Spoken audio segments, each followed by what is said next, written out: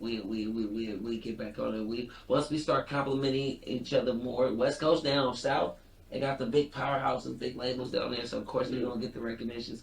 Once we only got Ghazi up here, and Ghazi only could do what best he could do when our fan bases be selective, choosing on who they want around here. Right now, we just gotta support the music industry because that's what's gonna help us all around this motherfucker. If we support the music industry, stop picking sides with this shit, stop being biased. We need to market more better music. You know what I mean? More music about hustling, more music about a real struggle, real pain, the real definition of Oakland. Black history, because Oakland got a lot of black history, historical moments that we don't like to bring up because they have blackballed us that we'll start telling us how we really need to stand together. And each one need to teach one around this motherfucker. A lot of the music that's coming out right now, I feel all they talking about is the same shit, nigga, the ops and hella shit. How can you make so many songs talking about a nigga you don't like? Let it go. Y'all need to just, I feel a lot of the youngsters need to just, if a nigga ain't, you feel me, really got down on you and you feel you didn't, certain shit you can just let go to get your bag, get the bag. That's how I feel. If you want to get some money, you gotta get some money. You can't come into this game and think like, nigga, you gonna kill somebody, you gonna keep killing people and think you gonna get some money. It don't work like that. You gonna have to figure it out.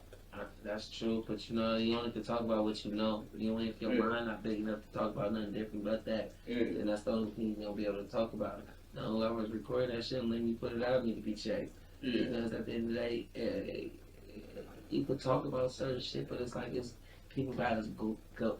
People got the older people around them that's listening to them gotta guide them, gotta guide the younger voice around and let them know what the people want to hear and how to make money off music.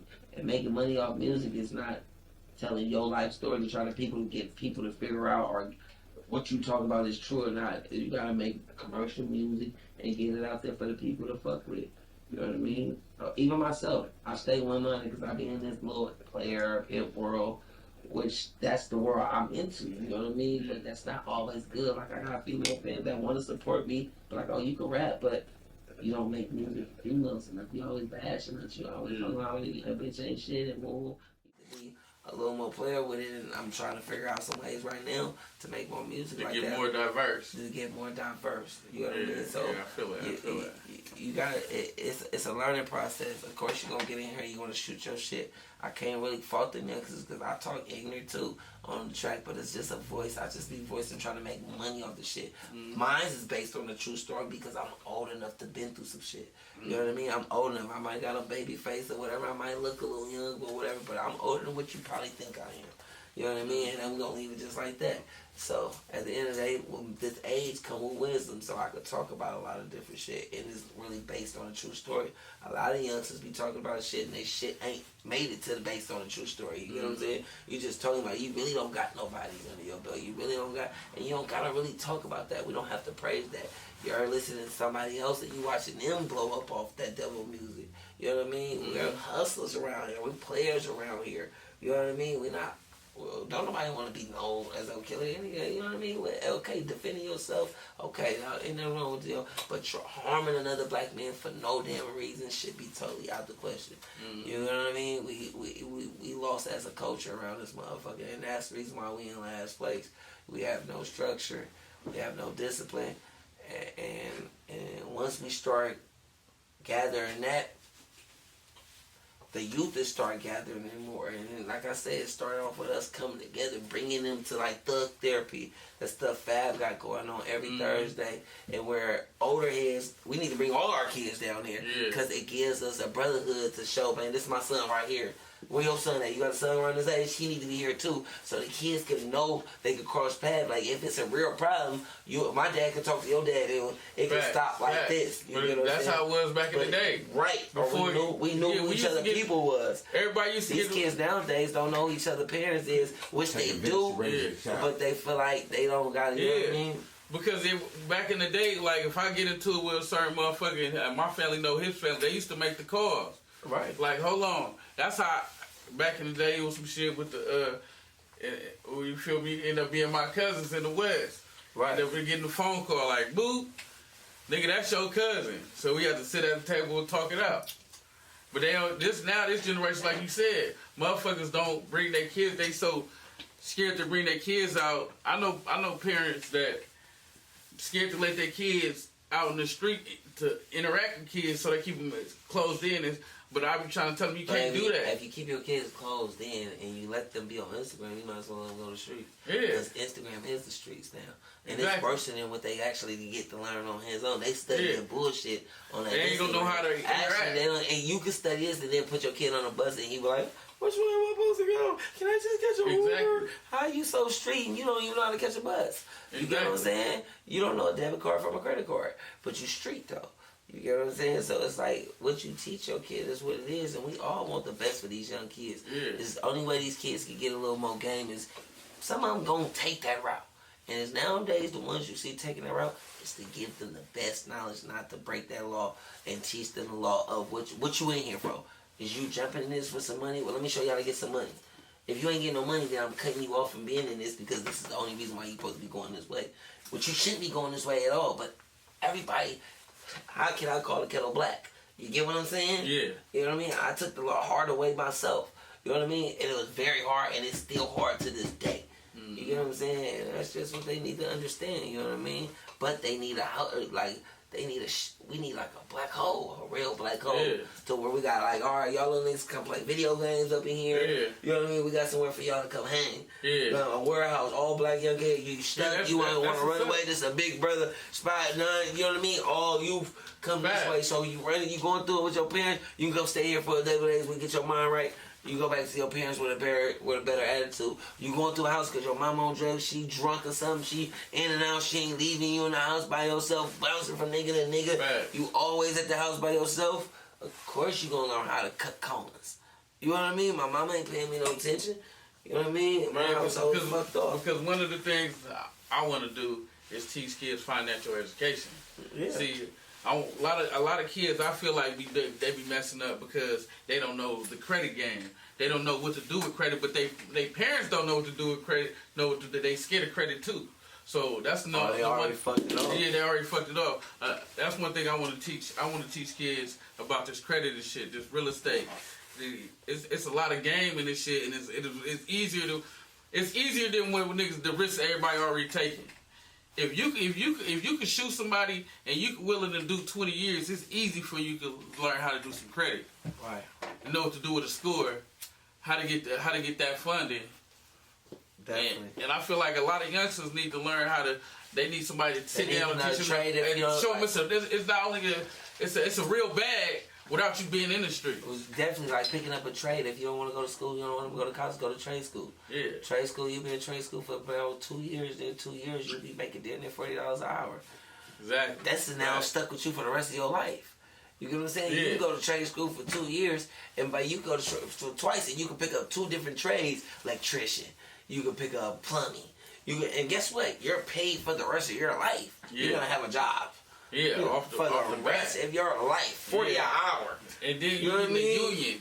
You know what I mean? You get a union job. Yeah. You build your own business off this now. You got your own electricity company. You got your own plumbing company because you're licensed. You're certified. You went through this trial at a young age. So it's like the best thing we can do is tell them. We can tell them all along. We can tell them. It's like nowadays you got to fight with them and with the discipline of your kid the way how we was old school discipline. With that being child abuse now, it's hard to discipline your kid forcefully when he like, now I gotta listen to you, nigga. You hit me too hard, I'll call the police. See, you know what I mean? I'm out of here. I'm running away. I know. I was telling the police, why you leave out? He beating on me. Now I'm in a group home, and now I can run from a group home, and I can really do. You know how I did? Because I did the same thing. Sure. I don't want to listen to the authority. You put me a juvenile. I'll send me to the group home. I ran from the group home. Now I'm to the streets. So I got what I wanted. You know where my group home was at? You know where my group home was at? Where was that? On 35th. Mine was on 9-8. My shit was on 35th. What? Y'all think I'm going to be here? Yeah. Ben and them was walking past me every day. I jumped off. I got my partner Champ. He'll tell you right now. We used to steal his car. I was terrible. We used to steal his car. He slept so hard on the front couch. Big Champ was at it. Big Champ. He in that box club. In the Chevy club right now. The first day, I'm sitting on the roof. I just get there. Bin Laden, nigga, Marley and them walking past. Yeah. I'm like, I'm on the roof. I'm about to jump down. Ben tell me. He say, no, bro, you right here. Why would you run? Right. We come kick it with you every day. You right here. And that's how I stayed in there. I stayed in there. I ended up running again because I ended up beating nigga up in there. Right. And they ended up trying to, talking about, I got a juvenile hall and my time start over. Right. So I was out. Right. Out of here. Not doing that. That's crazy. I went to a few of them. I went to one in San Jose called Unity Care. I was in Unity Care. Went to James Lick High School, played varsity for James Lick. I was so terrible. They put me on a varsity team. I stole somebody's shoes, bunked, ST somebody, bunk as hell, and got kicked off the team. That was my calling, and I didn't. I always had a dream of playing ball, right? Yeah. And my calling had came.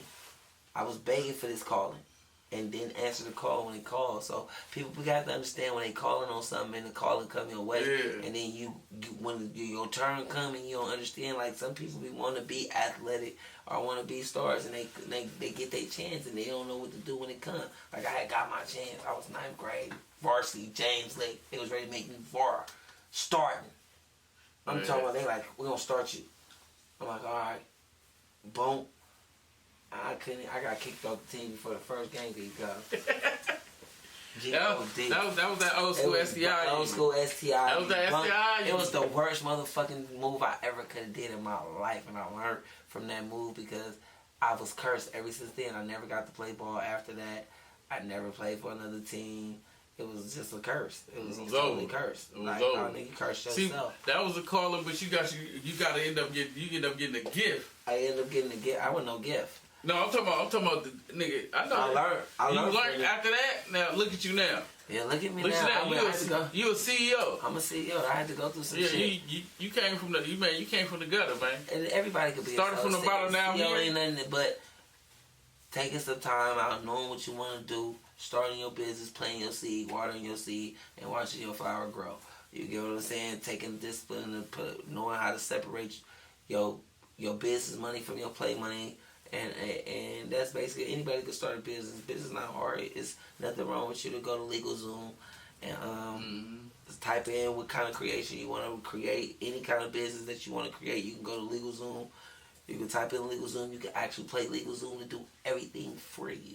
Yeah, for you know sure. What I mean? You don't even have to do nothing. If you one of them motherfuckers that don't want to go file paperwork and you don't want to go down there to go get your business license yourself, you could actually pay them and they would do it for you. So it's not hard. You can start a business at 17 years old if you know this game.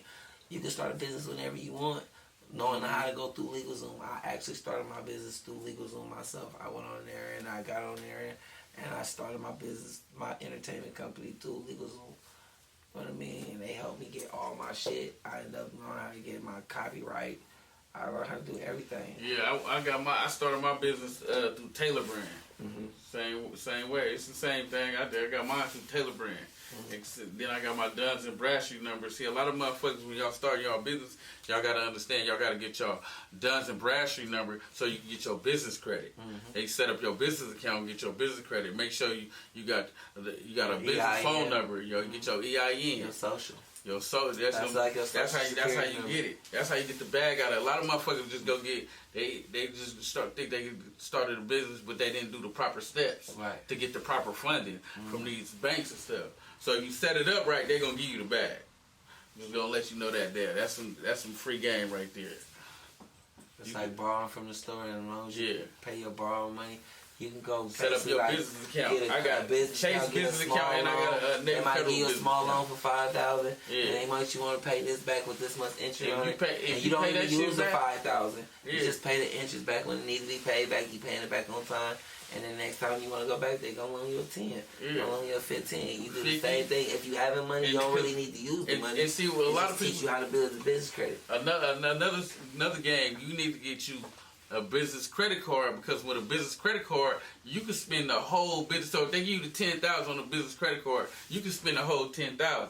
You can't spot. You're not allegedly supposed to spend the whole $10,000. No, you can. You can spend the whole $10,000 on your business side. Now, if it was on your personal side, you're only supposed to spend, I think, 10% or 5% or something like that. But if it's on the business side, your business account, you can spend the whole thing, and it's not gonna hurt your shit at all. That's some free game. A lot of people don't know. But one of my passions now is learning credit. I done turned around and learned this credit shit, and then it blew my mind. Wow. And I take on my days sitting in the